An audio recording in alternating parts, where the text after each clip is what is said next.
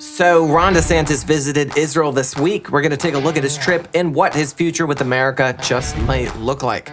Was Israel's electricity grid hacked? We're going to take a look at that. And there was another attempted terrorist attack inside of Samaria. I'm Ben, and this is the Israel Guys.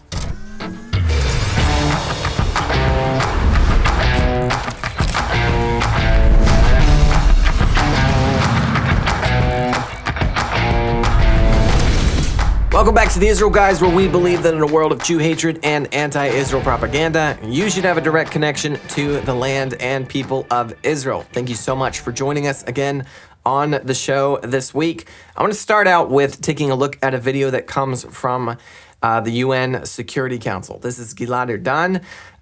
Over the course of the week, the UN Security Council has been holding another set of talks and hearings on the situation in the Middle East, which basically means a forum to condemn Israel endlessly again and again and again. Israel asked to hold the meetings on Tuesday out of respect for Memorial Day inside of Israel. The Security Council refused, and so this was Gilad Erdan, Israel's representative to the UN. This was his response. Take a look. If this council refuses to respect their memory, I will dedicate this speech to their memory. I light this candle, Mr. President, to honor them, and may their memory be blessed. I'm sorry, but I refuse to spend this sacred day listening to lies and condemnation. This debate disgraces the fallen, and Israel will not take part in it. Thank you, Mr. President.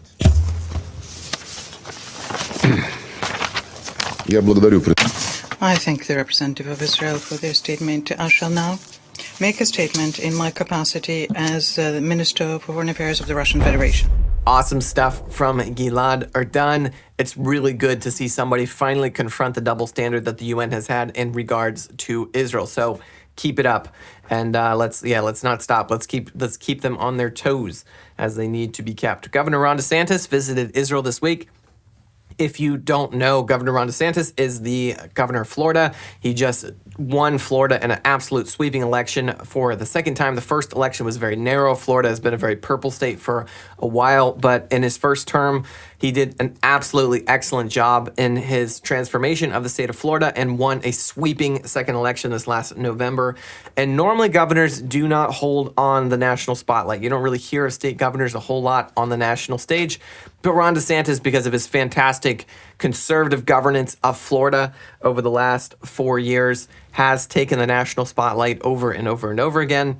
Many people are floating Ron DeSantis as a potential GOP primary candidate for the 2024 elections. So far, he has not announced his candidacy, but it appears, for all intents and purposes, as if he is already running. Trump is basically considering him running as a rival in the election and has been attacking him absolutely nonstop for the last several months. So Ron DeSantis arrived in Israel on Wednesday. I'm reading from the Jerusalem Post. He arrived in Israel on Wednesday on the third leg of a global trade mission that is seen as a thinly veiled trip to bolster his foreign policy credentials ahead of a possible presidential run in 2024. DeSantis downplayed presidential expectations in Japan this week, telling reporters, "I'm not a candidate. We will see if and when that changes." So a few highlights. Arut Sheva put together a good highlight from his speech. He did a keynote address, I believe, at the Museum of Tolerance in Jerusalem while he was there. And Arut Sheva put together some good key highlights from his speech. Quote, "The Arabs tried to slay the Jewish people in its infancy," said DeSantis, comparing the war for independence to David slaying Goliath. Governor Ron DeSantis praised Israel's ability to maintain the only democracy in the Middle East, despite the threat of a nuclear Iran, Palestinian Arab terror, and other threats from within and abroad. Vowing that the U.S. Embassy would remain in Jerusalem no matter where the political winds of change will blow, he added, the U.S. must defend Israel against disfavored treatment by the UN and agenda-driven international bodies. We must reject those who reject Israel's right to exist as a Jewish state. He also urged the U.S. government to butt out of Israel's affairs. And I really like this next part right here. He said, "You're a smart country," talking to Israel. "You can figure it out. We shouldn't butt in to these important issues." DeSantis told a cheering audience at the Jerusalem Post conference, in an apparent reference to the Biden administration's strong opposition to the proposed judicial reforms spearheaded by the Netanyahu government. So this is incredible. DeSantis is telling Israel that the United States should butt out of Israel's affairs. Obviously, the U.S. has the right to be involved in Israel's affairs to a certain extent because Israel is an ally of the United States to receive a lot of aid from the United States. But the United States also does receive a lot in return for that. Israel is the U.S.'s representative in the Middle East. The only representative currently right now for Israel in the Middle East, and they basically prevent the U.S. from having to keep boots on the ground in the Middle East and a lot of intelligence services and all kinds of other things. And it is a very win-win situation for Israel and the United States. And it does not mean, just because the United States gives aid to Israel, does not mean that the United States has the right to bully the government of Israel into doing whatever the American government, American president says that they have to do. Ron DeSantis is recognizing that here. And so good job, DeSantis. Very, very much on board with that statement. Ron DeSantis has an excellent history with Israel and the past has been very pro-Israel for a very long time.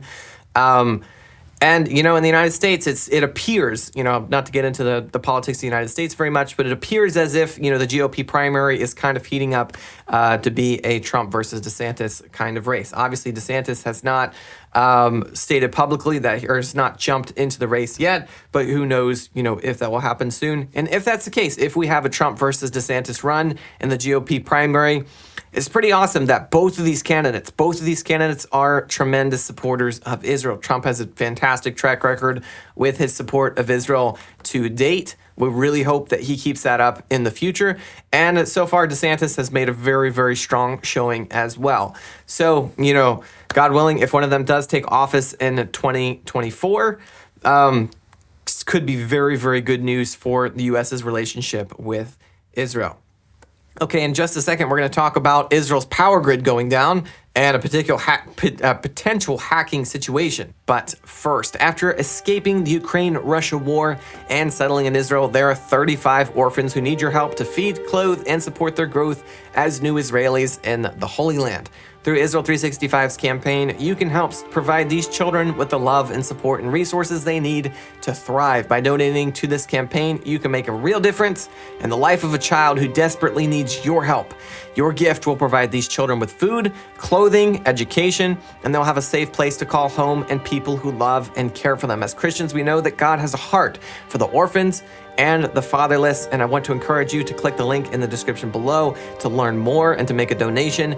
Your gift will help transform the life of a child and give them hope for the future. Donate today by clicking the link in the description below. Go do it now. So on Thursday, Israel's power grid, major parts of it went down. I'm reading from Arut Sheva.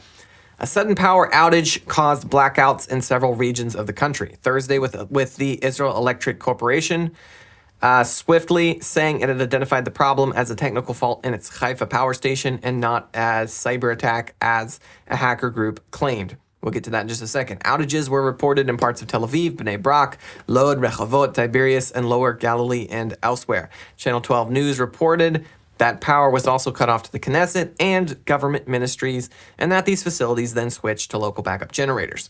In Tel Aviv, police said that manufacturing traffic lights at the intersection of Begin and HaRakevet roads sowed chaos in the center of the city. Drivers were asked to find alternate routes. So major swaths of these cities, power went down for a night.